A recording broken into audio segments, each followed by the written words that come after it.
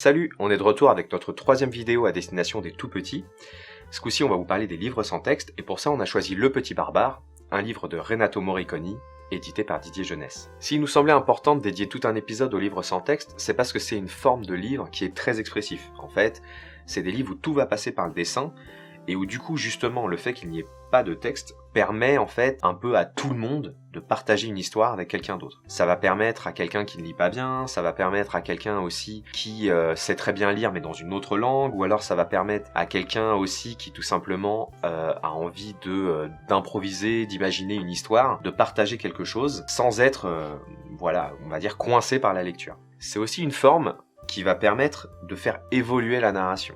C'est-à-dire que on va pouvoir aller vers quelque chose de très rapide, de très simple, de très direct pour un enfant tout petit, ou tout simplement parce qu'on n'a pas beaucoup de temps, ou alors on va pouvoir ajouter des détails, prendre le temps, décrire des choses, faire des voix, enfin développer à notre façon, comme on veut le livre, si on a plus de temps, si on a plus d'imagination, ou tout simplement si on a envie de passer plus de temps. Dans tous les cas, ce qui est important avec un livre sans texte, c'est qu'il soit joli et qu'il soit très expressif, et c'est pour ça qu'on a choisi de vous montrer Le Petit Barbare aujourd'hui, parce qu'on trouve qu'il répond complètement à cela. Ce qui est immédiatement attirant dans Le Petit Barbare, c'est son format atypique et ses graphismes qui sont vraiment cool.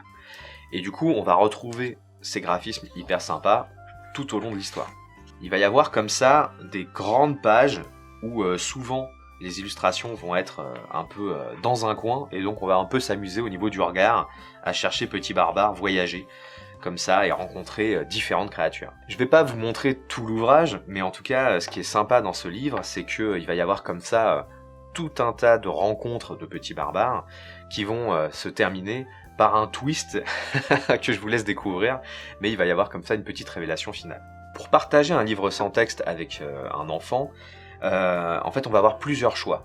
On va pouvoir simplement montrer les illustrations finalement sans rien dire, avec simplement l'attente et l'écoute de l'enfant qui lui va réagir, va demander par exemple c'est quoi ces oiseaux-là, qui c'est ce personnage, et là on va y répondre, ou alors on va pouvoir inventer une narration comme on veut, avec le rythme qu'on souhaite, soit en décrivant simplement l'image, ou alors en inventant carrément une histoire, donc chacun est libre finalement de faire ce qu'il veut. Ce qui est important dans tous les cas, c'est de ne pas se laisser impressionner en fait par le fait qu'il n'y ait pas de texte. Quelque part, souvent on se cache derrière le texte, c'est-à-dire on profite du texte, on n'a qu'à le réciter et c'est plus facile pour nous. Le livre sans texte finalement, c'est vrai que tout le monde peut le partager, mais d'un côté, ça demande un certain investissement. Ce qu'il faut faire, c'est le faire à la hauteur de la confiance qu'on a en soi-même. C'est-à-dire qu'il n'y a aucun problème à ne pas dire et juste réagir aux questions de l'enfant, c'est pas pour autant que le partage soit moins bon. Il faut vraiment faire sur ce qui vous convient le mieux et sur ce sur lequel vous êtes le plus à l'aise. Juste, ce qui est important, vraiment important d'ailleurs, c'est de prendre connaissance du livre avant de le partager.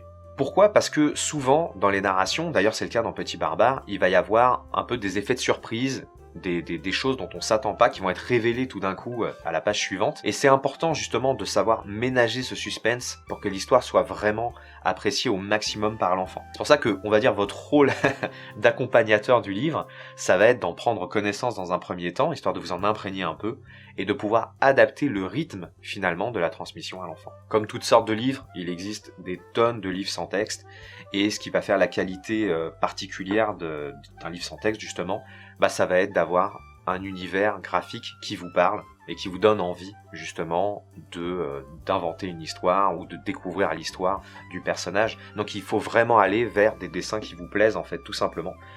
Plus encore que dans d'autres livres, c'est l'esthétisme global qui va être important dans un livre sans texte. Voilà, je vous ai dit à peu près tout ce que je savais sur les livres sans texte. Je vous donne rendez-vous pour une prochaine, on parlera des livres-jeux.